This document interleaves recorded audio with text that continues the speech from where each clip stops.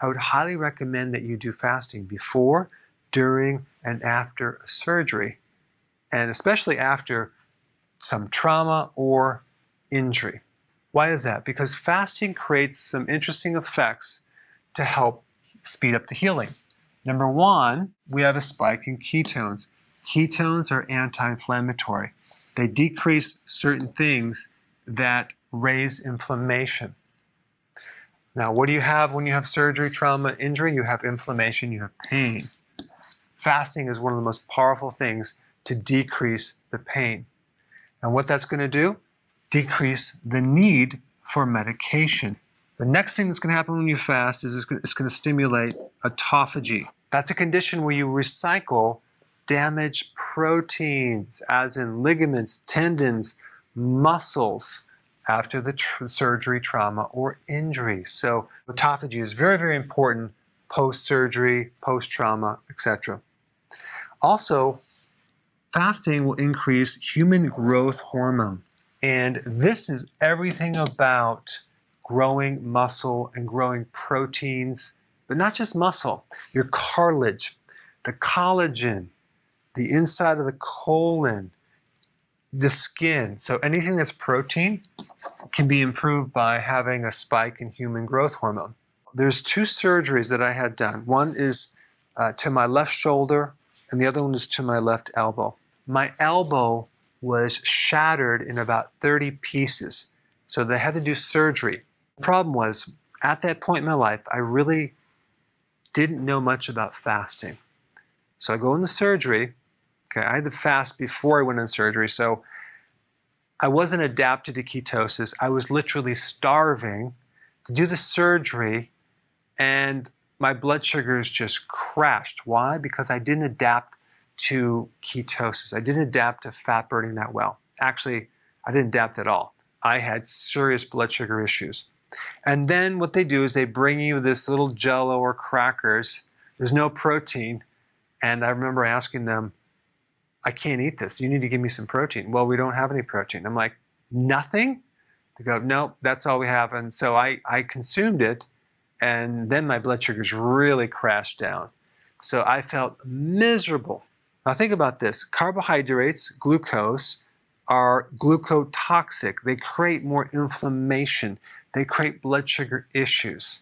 So if you're going to get surgery and you have the ability to prepare for the surgery, and I'm talking about start intermittent fasting, I would highly recommend you do that 2 weeks before the surgery.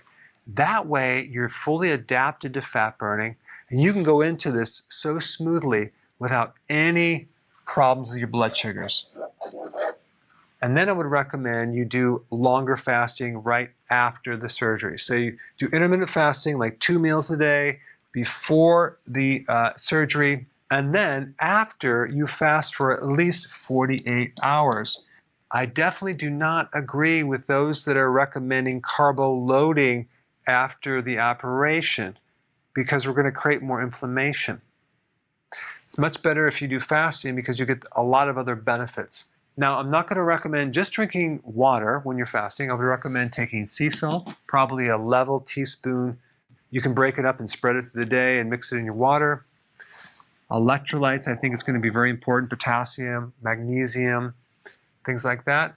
And then B vitamins, okay, for nutritional yeast. That way, if you had some deficiency going into a fast, it's not going to aggravate things. One more thing that might be helpful is to also take amino acids in a certain blend that can help you in the recovery. There's a certain blend that I recommend, I'm going to put a link down below, that won't turn into sugar or won't create a lot of waste.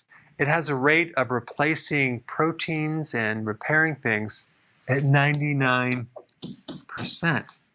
Now, if we compare that to eggs, eggs would be like 48%. The rest is either turning into glucose or waste.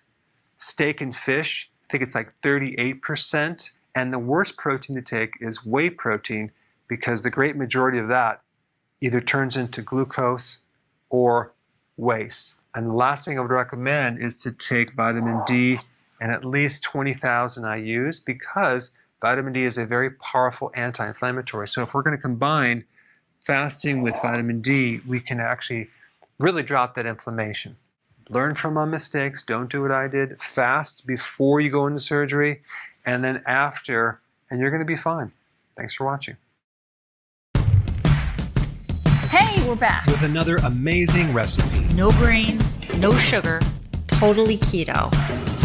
There's no suffering in keto. Absolutely not, Karen. And it's an immune system builder. Absolutely. You have to check this out. I think you should hurry up, watch the recipe, and make it yourself.